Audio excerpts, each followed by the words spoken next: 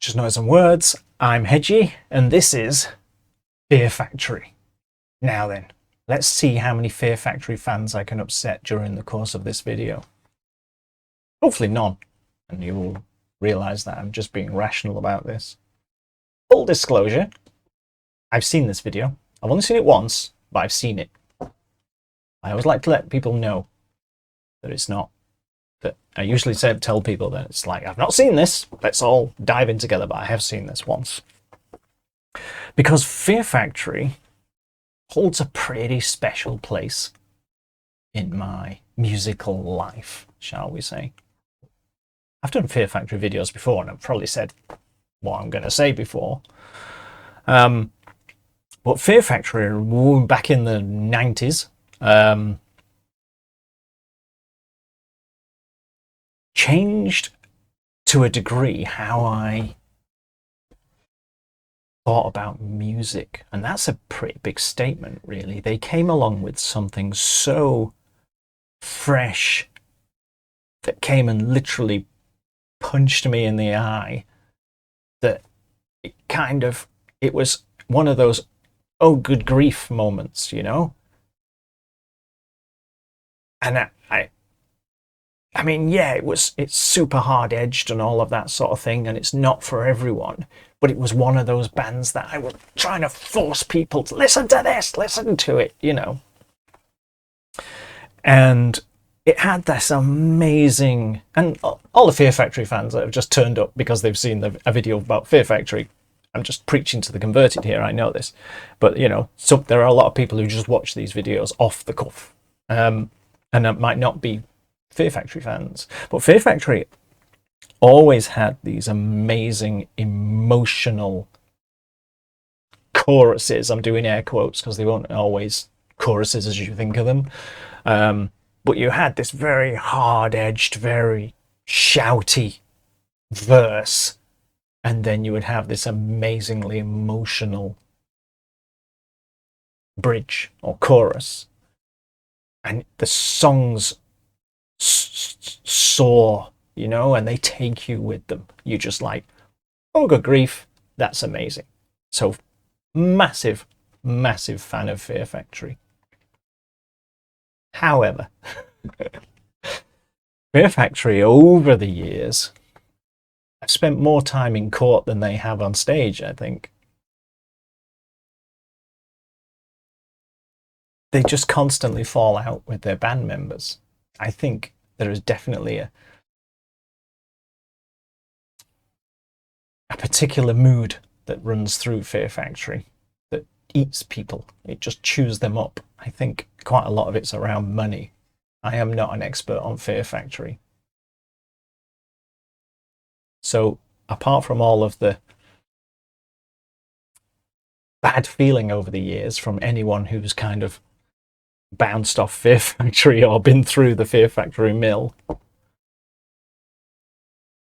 they still kept producing albums, and by and large they still kept producing pretty good albums because they have nailed their sound, they've nailed their genre. They practically a genre. You hear something that sounds like Fear Factory, you say, oh, it's Fear Factory, just like you say, oh, that sounds like Opeth. You know, they're one of those bands that almost is a genre unto themselves, kind of thing. So the singer, Burton,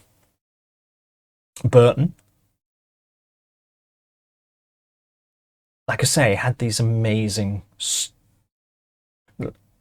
of beautiful, almost soaring vocals that he could do in the choruses. And then over the years, his voice basically went very shouty, and he could not hit the notes for the clean parts. And the last time I saw Fear Factory live, it was awful. He could still do the shouty bits because he wasn't shouting in any particular key. He was just shouting. But he could not sing the clean parts at all. I mean, he wasn't close. And the people I went with, we didn't all just agree with each other. We all more or less simultaneously went, oh, good grief, that sounded awful. And it became apparent, and this was a long time ago, by the way, and it became apparent that that he just could not sing the songs anymore. So apparently he's not in the band anymore, but the vocal, and this album's not out yet. This album's not out until June. But apparently the vocals for this were recorded in 2017. So I don't know whether they've done some deal around the use of his vocals, seeing as he did them in 2017 and he's left before the album's out, or anything like that. Maybe there's another court appearance in Fear Factory's future. That wouldn't surprise anyone. But they are still a force to be reckoned with. They still have all of this historical weight behind them of all the people, I think, to a by and large, who want Fear Factory to be good. And I'm one of those people. When Fear Factory's back, oh, I hope this is good, you know. This is the band that produced Power Shifter, and Power Shifter, for me, is up there with Judas Priest's Painkiller as one of the best slap you around the face songs that you're ever going to hear. You know, it is just an awesome piece of music. But you go back to early stuff, you go back to like the albums like Obsolete, Demanufacture, and it's just amazing stuff. However, like I say, they've had a rough time, maybe caused by themselves, but they've had a rough time over the decades. So here we are. Aggression Continuum, new album, out in June. The band that made this currently doesn't exist. Dino, the guitarist, and basically the person who owns the band, or however you want to put it, I did see something where he said he was looking for a singer that could sing their songs, which kind of ties into what my feelings exactly. He didn't say it specifically like that. He didn't say, you know, Burton can't sing the songs anymore, but the way he phrased it was, you know, we're looking for a singer who can nail all of those melodies live, because Fear Factory, in my mind, is one of those bands that I really, really, we'll get to the song eventually. It's just I've got a lot of baggage with Fear Factory, but they're one of those bands that you always want the best from them and for them. You know, I love this band, but I'm not blind to the problems. And like I say, last time I saw them live, it was kind of the final nail in the coffin, really, because it was bad. It was really bad. Anyway, that's not about this. Here's a song from them off their new album. And I'm sure with some studio trickery, Burton's vocals can be repaired. Like I say, I've only seen this once, but I have seen it. I'll shut up. Let's go. Disruptor!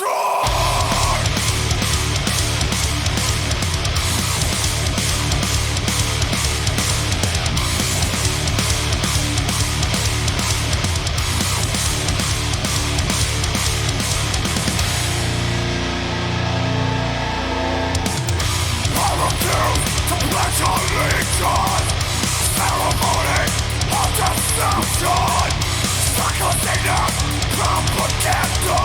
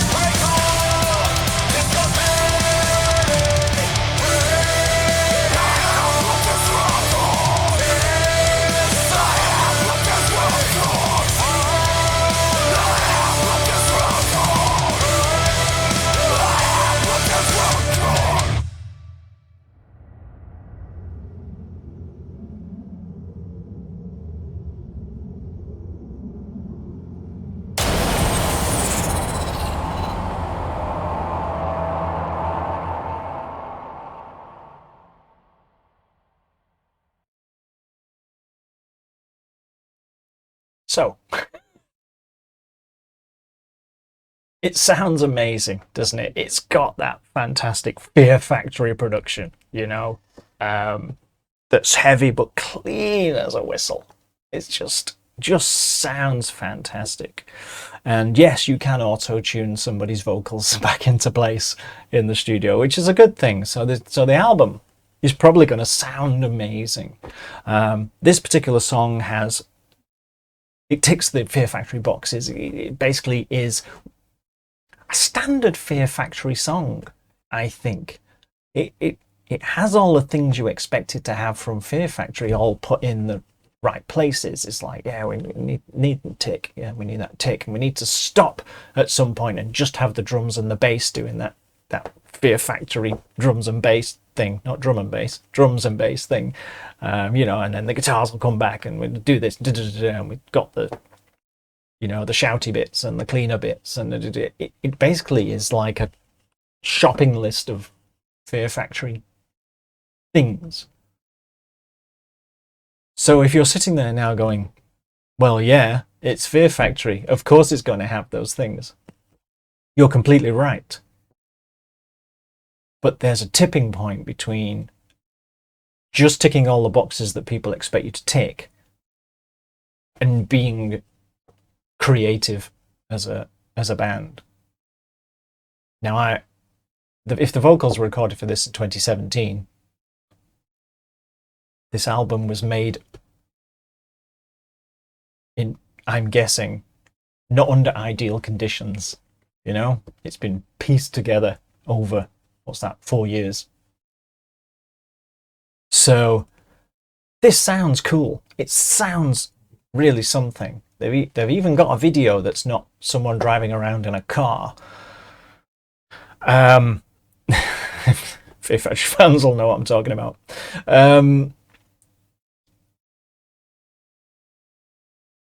It's a good Fear Factory product that ticks all of the boxes. I'm interested to hear it because I'm interested to always hear Fear Factory. As I said at the beginning, we go back a long way, as they say. And for a while, Fear Factory was almost basically eclipsed everything else musically for me. It literally changed how I thought about music to a degree. I'm not saying it's not like I used to be a Kylie Minogue fan suddenly if I heard Fear Factory, but it was so fresh and it was so just amazing, you know. Not for a second do I want to downplay the historical significance of a band like Fear Factory. But we are where we are now, and they've been through everything they've been through, and this song sounds like a good Fear Factory song. But it's not Power Shifter, is it? Not that every song can be, but it's a good Fear Factory song, and I'm not going any further than that. Okay, all of those Fear Factory fans that have parachuted in because they happen to see this video, let me know what you think. With your logical head on, do you agree with what I've said? Let me know in a polite and constructive way. See you soon. Bye-bye.